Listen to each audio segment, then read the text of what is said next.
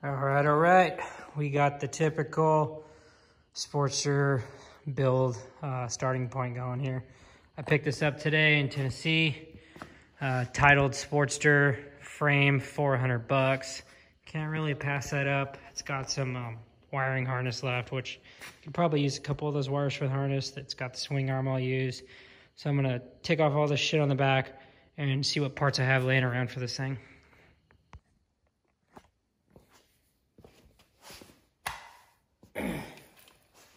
Alrighty, we got another Sportster build going on. I just picked this thing up. $400 the frame and title. Couldn't really pass that up.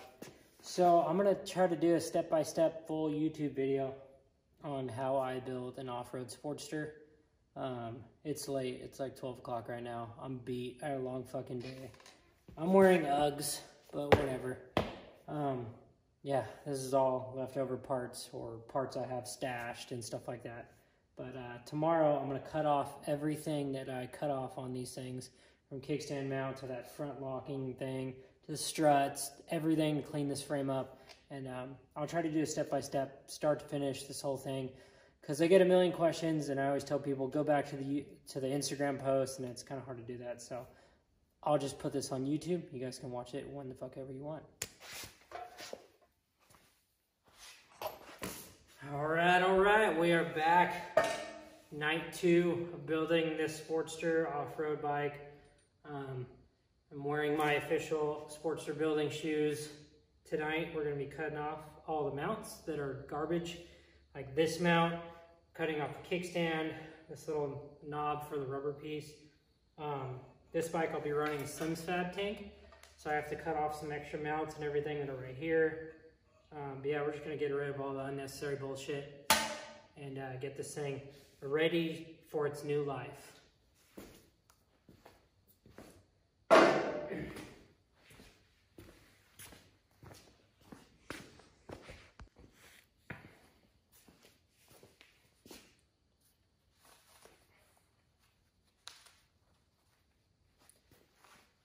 Also, a disclaimer, I can't find my safety goggles, so we're gonna rock these Heatwave fucking goggles for now.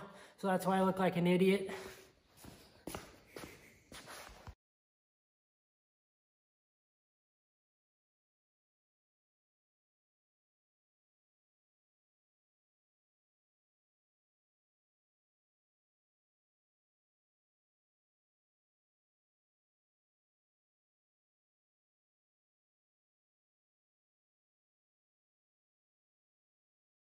All right, all the first cuts are done. Time to get the flap disc on there and clean up all those shitty grinding marks. And I'll go through everything I cut off in the end here. So let's clean all this shit up.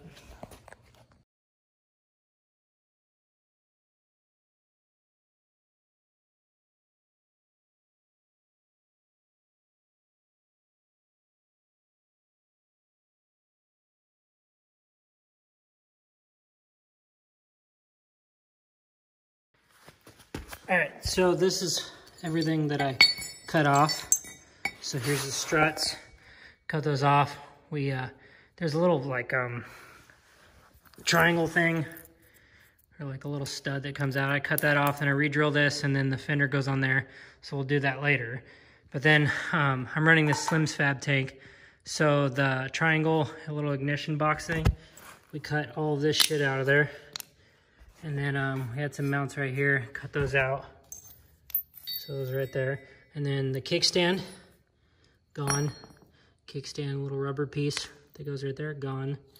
This goes on the front of the neck, that's gone. And this is new, I've never cut this, but I only use this for the rear brake. I don't use the oil tank one anymore, so I cut that off, cleaned it up a bit.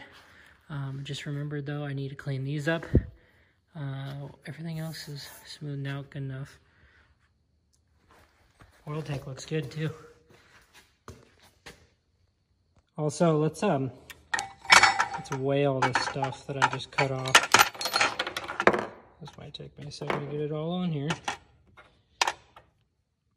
So just that, 3.15 pounds of junk. Next activity we got on this thing is we're gonna install this UFO universal rear fender that I use. Also, we sell these on rustybutcherracing.com if you need one. But yeah, I just cut the struts like randomly. So I don't know if you guys remember, but there's that little shark fin piece that comes out. I cut that off. I'm gonna grind this all flat, but right now I just need to put a hole through here, and then we're gonna countersink it to where the bolt sits in there. And then we'll trim these up and make them look better. So one thing I don't typically run, this is new, is the Slim's Fab oil tank. So it looks like my fenders that I normally run, I have to trim some of it up because it hits right there. So I'm gonna trim this fender up real quick and then see what we can do about getting it on. And now I'm just gonna cut it with the blade. Got a fresh blade in here. Should cut through this plastic pretty easy.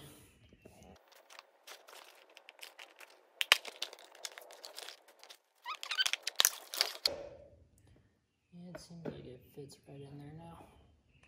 Okay, so I already got my seat, which is right here. Good old trusty Saddleman chili pepper seat.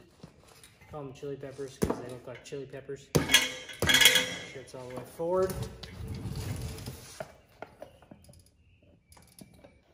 See if we can.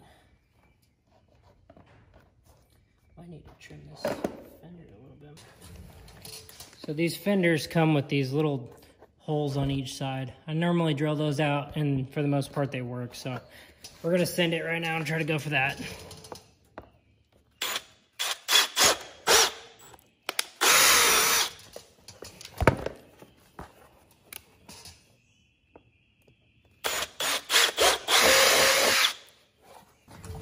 Okay, so got some hardware. Hopefully it's long enough. Looks to be so.